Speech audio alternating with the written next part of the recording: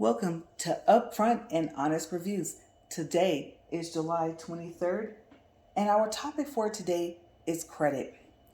Now, if you find yourself in my situation, I'll tell you a quick story. So, started off young with good credit, messed it up somewhere along the way, and I've spent the past several years working on my credit and also for my husband, and it's been quite a journey. A lot of times you talk to your friends, maybe one or two people along the way, and they'll tell you about this great consolidation company, and they'll tell you how they help them consolidate all their debt and how they help them with their credit score and their credit reports. And then by the time that you need a company like that, they've either shut down or they've relocated. And so you're left with trying to work on your credit yourself. So I've been spending, I don't know, 6, 7, maybe even 8 years working on my credit. You guys, it is possible. It just takes time. And there are a few things that I'm going to go over today in my PowerPoint presentation that I think will help you. So if you find this video helpful, like and subscribe. As you know, it's at the bottom of the video. So let's get started. Credit, my experience, the basics, and the path to good credit.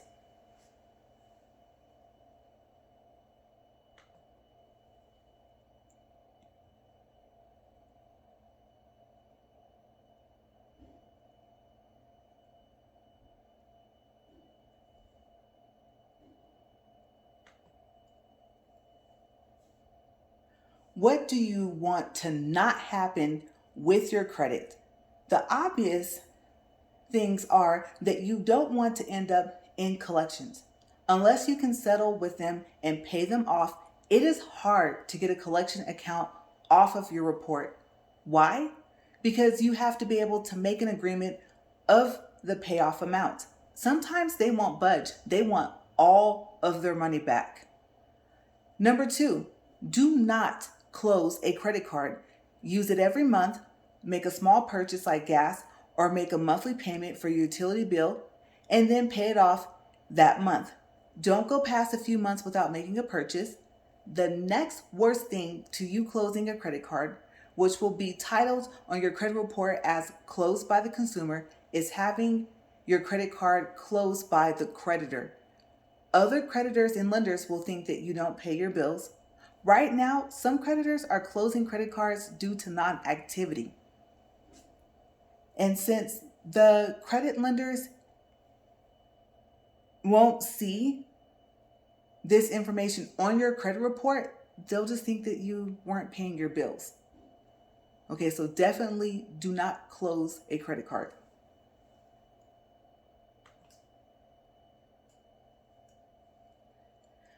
How long does a creditor or lender or debt collector have to report to the credit bureaus?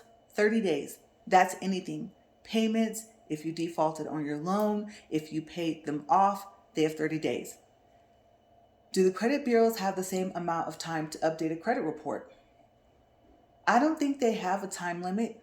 I would say maybe I heard from one of the credit bureaus that it might be like 14 days, but don't quote me on that. Like I said, I honestly don't think that they have a time limit. Most of the time, if you don't see your credit report updated, let's say on Credit Karma, then the creditor or lender has not reported anything else to the credit bureaus.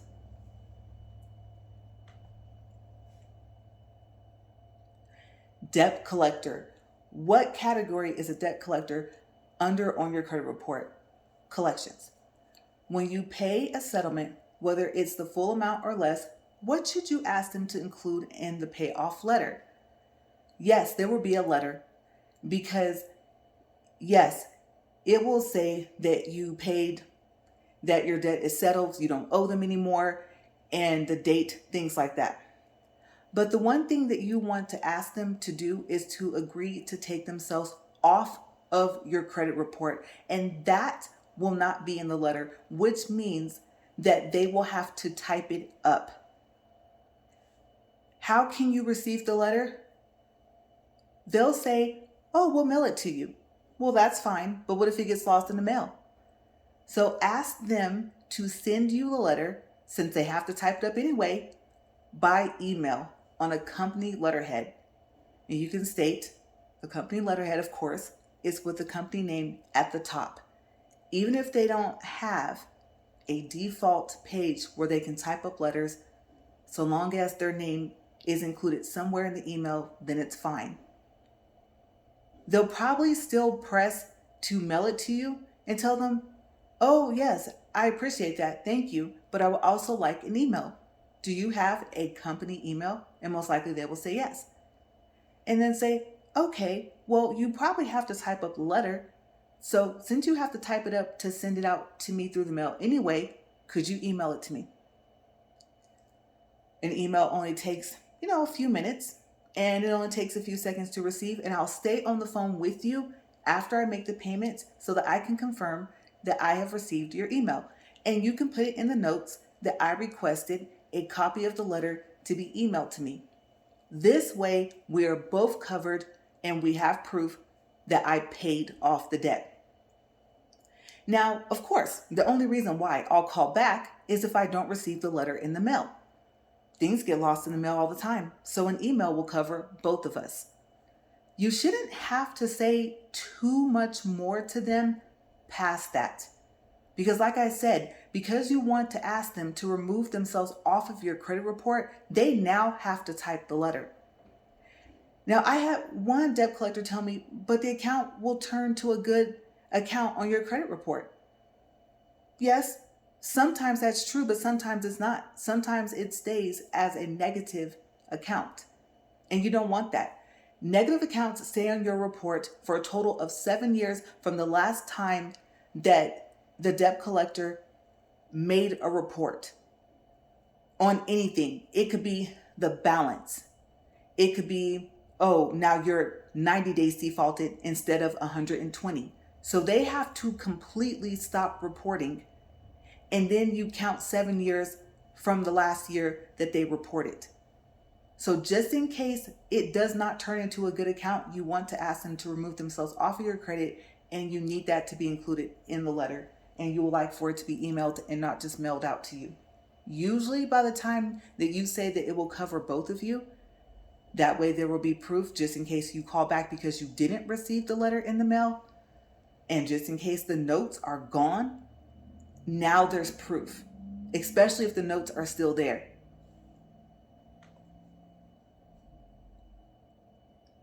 Different components of credit. Credit utilization. What is credit utilization? Over here on the right, I have included a picture of how they calculate your utilization rate. This calculation is done even if you only have one credit card on your account of your credit report, or if you have one credit line, or as you can see from the example, if you have 2 cards. You can have more. The equation is they add up all your balances, they divide that by your total credit limits, and they get your utilization rate. And as you can see at the bottom, it is measured by percentage. When you do the calculation yourself on the calculator, you'll have a decimal and a 0 in front. You just take that away. You look at the 2 numbers after the decimal. And of course, if the third number after the decimal is a 5, then you round up and that will tell you your percentage. The reason why I showed you 33% is because that's the idea of where you want your credit utilization to be. If you can get it below 33%, then you're doing pretty well. And like I said, it doesn't matter how many credit cards you have, or if you have a line of credit, that is the equation that they will use. Loans for your car, your house, they don't count as a part of your credit utilization. Now, over on the right, it shows you your line of credit comes from the bank or the credit union that you bank at. You borrow it from wherever you bank, and you pay interest only on the amount that you've borrowed. Now, a good reason to look into trying to get a line of credit with your bank or credit union is that a lot of times it will have a lower interest rate than a regular loan, and it will be easier to get than a regular loan or a credit card. So just ask your bank about a line of credit.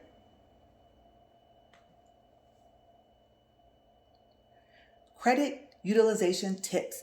Number one, keep your balances low and your credit limits high. Number two, if you're offered a credit limit increase, take it. A credit limit increase will decrease your credit utilization percentage. The example that I have provided, if your balance is $250 and your credit limit is $1,000, you're using 25% of your credit limit. However, if your credit limit increases to $2,000, you're only using 13% of your credit limit.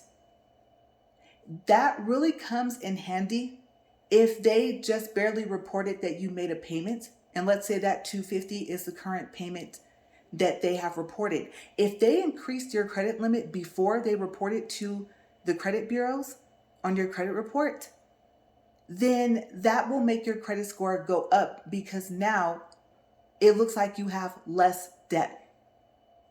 So that really helps, especially if you plan on paying something off and not charging it back up. Okay, so it works for both your loans and your credit cards, but this is especially useful, like I said, on your credit cards because, of course, if I'm talking about credit limit increases, I'm referring to your credit cards. Number three, ask for a credit limit increase once every 6 months unless you plan on applying for a credit card or loan. If not, ask at least once a year. And your score will go up. So the less debt you show, the higher your score will go. You include this in with on-time monthly payments, and you will see an increase in your credit score within a short period of time, a lot shorter than what you think. Debt to income ratio. What is debt to income ratio? It's exactly what it sounds like. It is your debt versus how much income do you have.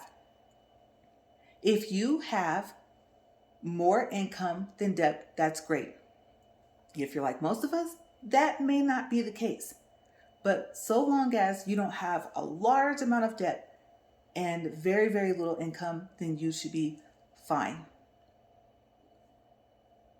The more income that you show, the higher your credit score will go up. And what you make is not on your credit reports. But of course, when you apply for a loan, whether it be for a car, a house, or if you apply for a credit card, they ask you for your income. And then they will compare it to the debt that they see on your credit report.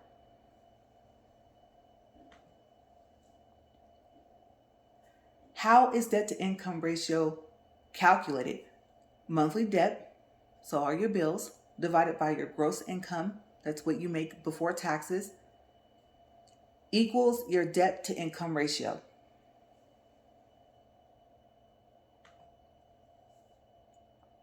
Monthly payments versus paying a card off. I get asked this question a lot. What do people usually tell you? Oh no, don't pay off your credit cards. You have to show that you have some type of debt. It looks suspicious when you don't. Well, there are different scenarios, different cases to that. So you have your question, do you pay a card off or do you keep a balance? Well, number one, if you have more than 2 credit cards, most likely one of them is a card that you use every month. So even if you pay it off every month, you may not end up paying it off by the time they report to the credit bureaus. So every now and then it may show a balance, and so it will show debt. So if you only have 2 or 3 credit cards, keep them paid off every single month if you can, or at least make your minimum payments. If you have a car loan, a student loan, a house loan, on top of the fact that you have 2 or 3 credit cards, then keep your credit cards paid off, like I said, if you can. But if you only have credit cards, then yes, showing a balance on at least one of them will help not raise suspicion. But I will tell you this, if you can keep them all paid off, do so. whether you have loans, student loans, like I said, anything like that or not. Reason being is the interest. A lot of times you will see a credit card and say, I'm not going to apply because it has, let's say, a 26% interest rate. Well, if you plan on paying them off every month, the interest rate doesn't matter. So don't let the high interest rates scare you off from applying for the credit card. If you get approved for a credit card with zero interest on your purchases, then keeping a balance for a few months, that won't hurt you per se, so long as the balance is low. Okay, if the balance is high, of course, pay it off, even if you only have credit cards. So whether or not you have zero interest will help you determine on if you're going to leave a balance, but eventually you should pay it off.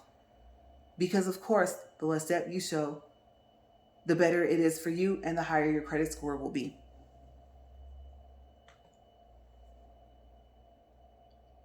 What information are you asked for when you apply for a credit card or a loan? What is the most important information besides your credit report? Let's look at the credit card side on the left side. They ask you for your personal information, your name, SSI number, address, etc. Your income. What information do you give? If you are married, you can include your spouse's income. If you plan on using it as a form to pay back the debt on your credit card, it is legal. And you do not have to put them on your credit card application. Do they ask you to send in proof of your income? No, but make sure that you can prove it. Okay, I'm not going to sit here and tell you to just make up a number. They just might ask you for proof. And if they do, of course, you want to be able to provide it, because sometimes they won't go any further in your credit card processing to tell you if you're approved or not until you turn in that information. Now, most of the time, like I said, they won't ask you for that information. And again, it is legal to include your spouse's income. They ask for your occupation. Do you rent or own? The question is, what do you report so far as your monthly rent or your mortgage? Do you split the rent or mortgage amount if you live with someone? Yes, split it. Even if you're married, if it's two of you, split it in half. If you have roommates, then yes, you definitely want to split the total. So if you live with another person, split it in half. If you live with three people, split it into threes. On the right side, you have house and car loans. They ask for your personal information and your occupation. Do you own any other houses? This may or may not affect you. It all depends on if you still owe and how much your monthly payments are. It counts toward your debt to income ratio. Income doesn't matter for a house. If one of you has a sufficient amount enough of income, then it doesn't matter how little the other person makes. You don't even have to include their income to put them on the house. Most likely, if you add them onto the house, it will be because they may possibly have a better credit score than you. Okay, and obviously if you're married, you want to both be on the house. So like I said, don't worry about the income. If one person is making enough, they don't even care about the other person's income. If you are making income, of course, it will help. If you're not, you can still be put on the house. Hopefully your credit score is somewhere equal to the other person or it's higher. And like I said, that will help out. Does it matter for a car? Again, if one of you has a sufficient amount of income, yes, you will have to have income too if you're going to be a co-borrower, but it doesn't have to be a lot. So don't worry if your income is really low. If the other person meets the income requirements, then like I said, most likely you're being put on the car because that was what you two had planned out, and also because you may actually have a better credit score than the other person.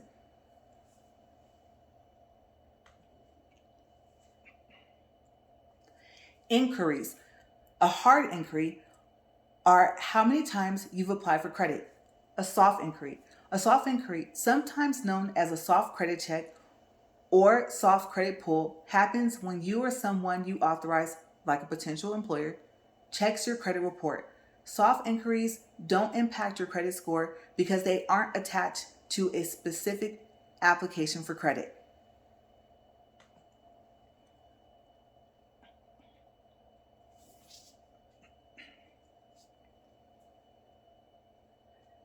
So that leads us to the next slide. What types of credit cards will help you start or improve your credit, especially if your credit worthiness has lowered? Over here to the right, you see a secured credit card is one option. What is a secured credit card? When applying for a secured credit card, an applicant puts down a security deposit equal to the desired credit limit, usually $200 or more. For someone denied a traditional credit card because of past credit troubles, this option can help them obtain a new credit card and begin rebuilding their credit.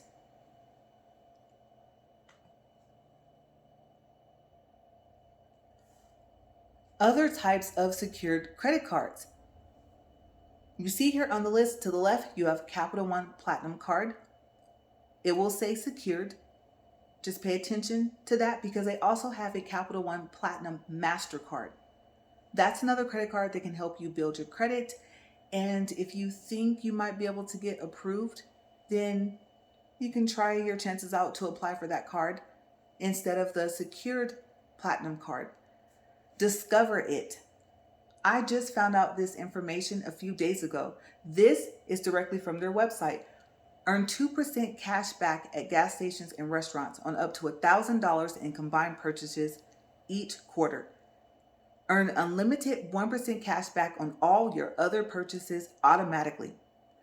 Dollar for dollar match of all the cash back you've earned at the end of your first year automatically.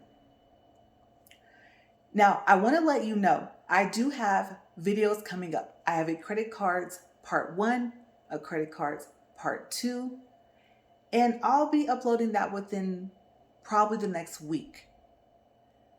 Discover does cashback match for all of their credit cards. So they have a Discover cashback card and a Discover It miles card. They also match the miles. You can use the cashback or the miles. They'll keep track of it.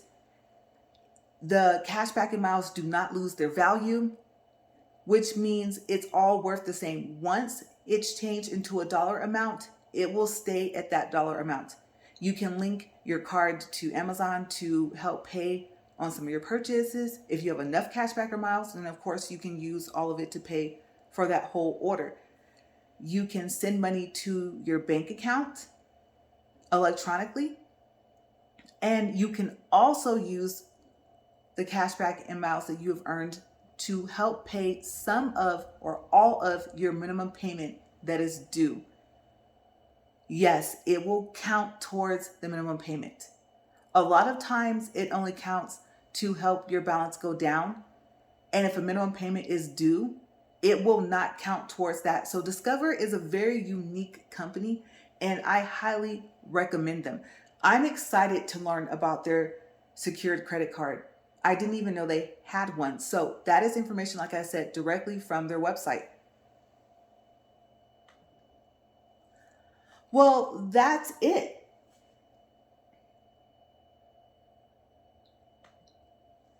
So I'll just go back to the last slide so you guys aren't just looking at a blank screen. I really hope this helps. Like I said again, if it did, like and subscribe right at the bottom underneath the video. Later on, excuse me, my voice went out. Later on, like I said, what is coming up next? Credit cards part 1, credit cards part 2. Part 1 will be starter cards. Part 2 will be higher end cards. There will be just a few on that video. But like I said, you can expect those probably within next week. As always, thank you for watching Upfront and Honest Reviews. Have a great day, you guys. Stay safe.